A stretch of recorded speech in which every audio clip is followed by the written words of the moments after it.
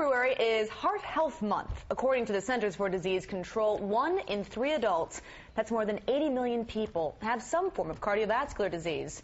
This year alone, heart disease will cost more than $316 billion. CBS 4's Cynthia Demas shows us the risk factors so you can better manage and even prevent heart disease. 44-year-old Greg Martin of Fort Lauderdale learned in college that he had cardiovascular disease. Growing up, we knew that cholesterol was an issue in our family.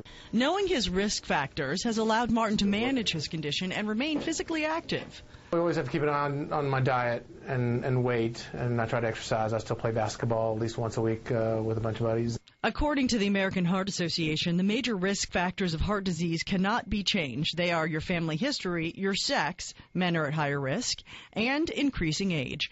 More than 83% of people who die of coronary artery disease are 65 or older. Cardiologist Charles Russo with Holy Cross Hospital says there are some factors we can control. The reversible ones are the ones that we can control are things like smoking, diabetes, knowing what your cholesterol is, both good and bad, knowing what your blood pressure is, what your weight is, and whether or not you're exercising. Other contributing factors include stress and drinking too much alcohol. Dr. Russo says oftentimes there are no warning signs, but symptoms you should not ignore are anxiety, shortness of breath, dizziness, and chest pain, also known as angina. The classic angina is a pressure or tightness or heaviness in your chest, or you feel like there's a band across your chest, or the classic, an elephant sitting on my chest.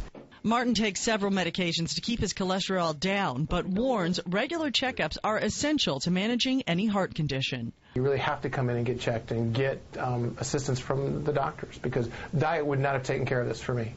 Pain radiating down the left arm or pain in the shoulders and the neck and jaw are also signs you do not want to ignore. To improve blood flow to the heart, medications can help. In more severe cases, patients may need a stent to open up an artery or even bypass surgery. Consult with your doctor, that is for sure.